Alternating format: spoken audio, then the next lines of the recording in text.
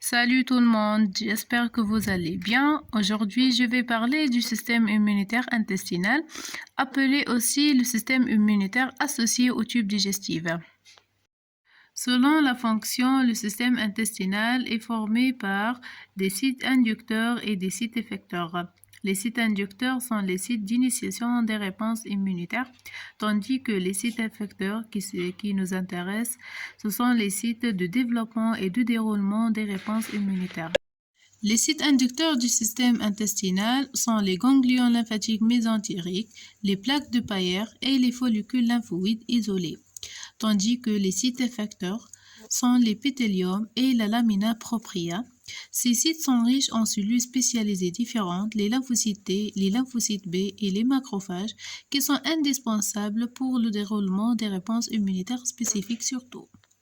Alors, l'épithélium et la lamina propria.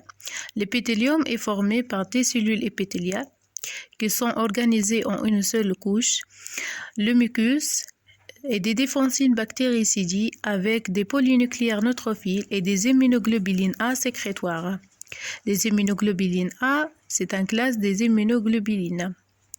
La lamina propria est formée par les cellules du système immunitaire. Elle est très riche en lymphocytes, en macrophages, en plasmocytes productrices d'immunoglobulines A et en cellules dendritiques qui vont migrer vers les ganglions lymphatiques mésentériques par l'intermédiaire des voies lymphatiques afférentes.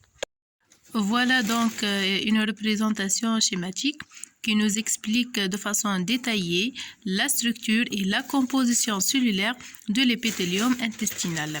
N'oubliez pas que l'épithélium intestinal est un site effecteur du tube digestif pour le déroulement des réponses immunitaires spécifiques surtout.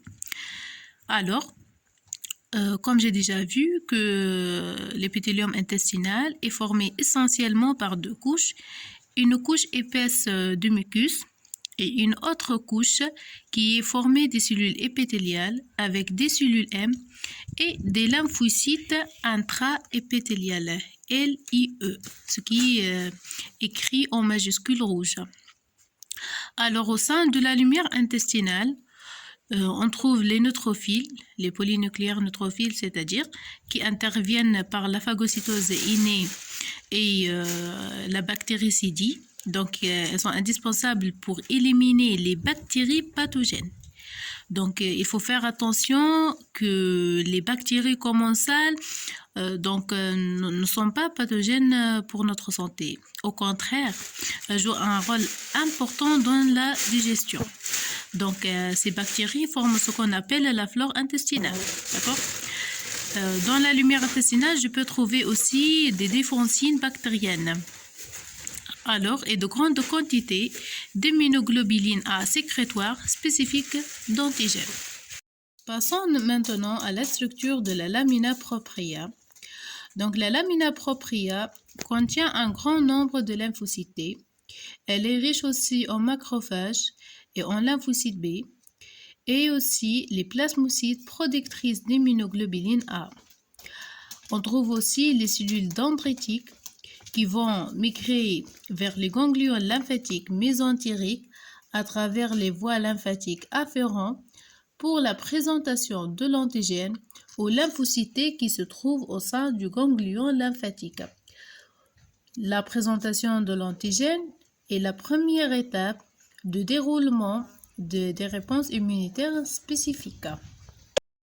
L'un des sites inducteurs du tube digestif est les plaques de Payer. Donc, si on regarde ici, on peut remarquer la présence de différentes cellules du système immunitaire. Donc, si joint la structure tissulaire des plaques de Payer, on peut remarquer que la plaque de Payer est formée par deux zones essentielles. La zone T, qui est une zone très riche en lymphocytes et des macrophages, et la zone B, riche en lymphocytes B et des cellules dendritiques folliculaires. Il ne faut pas oublier que les lymphocytes B naïfs et les cellules dendritiques folliculaires sont organisés en follicules lymphoïdes primaires, tandis que, suite à une stimulation antigénique, que ce soit une agression externe par un agent pathogène ou bien une modification au sein de notre organisme, une cellule mâle modifiés ou autres, les follicules lymphoïdes primaires se transforment en follicules lymphoïdes secondaires avec un centre germinatif. Et à ce stade, les lymphocytes B naïfs vont être activés en cellules effectrices et cellules mémoire. Les cellules B effectrices sont les plasmocytes productrices d'immunoglobulines, tandis que les cellules B mémoire, elles interviennent dans une réponse immunitaire secondaire suite à l'intervention du même agent pathogène. Donc, ces détails de déroulement des réponses immunitaires, on va l'expliquer par la suite dans un prochain vidéo, Inch'Allah. Alors, les effecteurs de l'immunité au niveau des plaques du Payer ou bien les plaques du côlon. Donc, les plaques de Payer sont situées au niveau de l'intestin grêle, tandis que les plaques du côlon existent au niveau du côlon.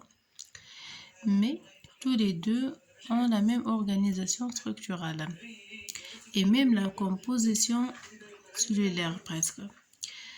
Donc déjà, on peut distinguer donc la présence de lumière intestinale et en violet et la lamina propria.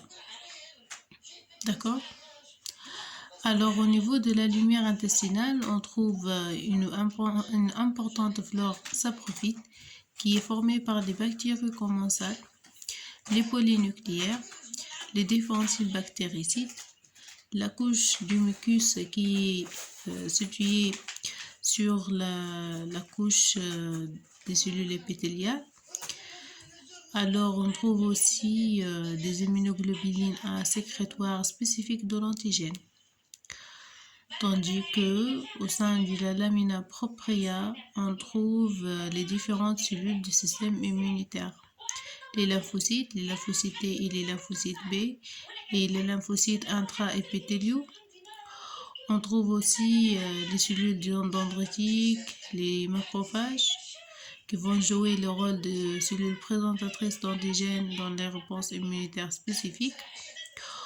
On trouve aussi des cellules souches épithéliales, des cellules entéro-endocrines, et on trouve quelques organes comme le ganglion lymphatique mésentérique au sein de l'intestin grêle.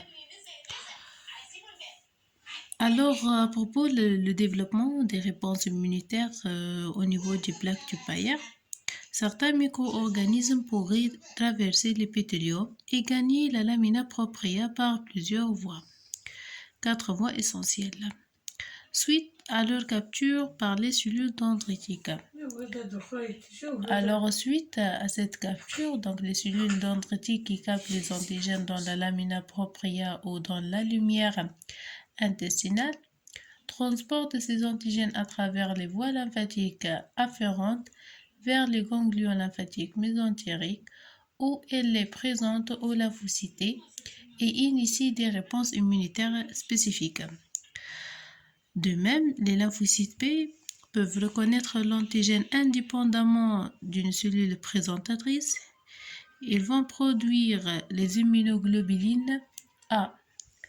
Donc, les immunoglobulines A produites dans les plaques du Payer et dans les ganglions lymphatiques mésentériques sont dimérisées et transportées à travers les entérocytes ou bien les cellules épithéliales donc de l'épithélium par transcytose pour être libérées dans la lumière intestinale sous forme de immunoglobulines A sécrétoire ou bien SGA.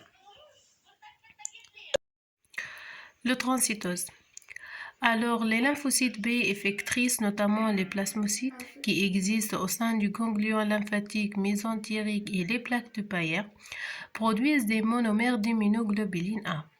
Mais grâce à l'intervention du jonction et des points de sulfure, les immunoglobulines A monomériques seront dimérisées. Donc, les immunoglobulines A dimériques sériques se fixent sur les récepteurs polyimmunoglobulines situés à la surface des cellules épithéliales qui tapissent l'épithélium. Dans une vésicule, on trouve les dimères d'immunoglobulines A associés avec ces récepteurs polyimmunoglobulines. Puis, grâce à l'intervention des enzymes de clivage, Les immunoglobulines A seront libres dans la lumière du tube digestif et on parle à ce stade d'immunoglobulines A sécrétées. Les micro-organismes pourraient traverser l'épithélium et gagner la lamina propria à travers l'épithélium perturbé ou blessé, c'est-à-dire suite à une altération épithéliale. Le pathogène qui va pénétrer sera capturé par les cellules dendritiques. Ces cellules migrent vers les ganglions lymphatiques mésentériques à travers les voies lymphatiques afférentes, puis ils vont présenter l'antigène aux lymphocytes qui existent dans le ganglion lymphatique. La deuxième voie de pénétration, c'est à travers les cellules épithéliales intactes. La quatrième voie, c'est à travers les cellules M, c'est-à-dire une cellule épithéliale associée au follicule. Dans le troisième et la quatrième voie, l'antigène sera présenté aux lymphocytes qui existent au sein du plaque tupaire.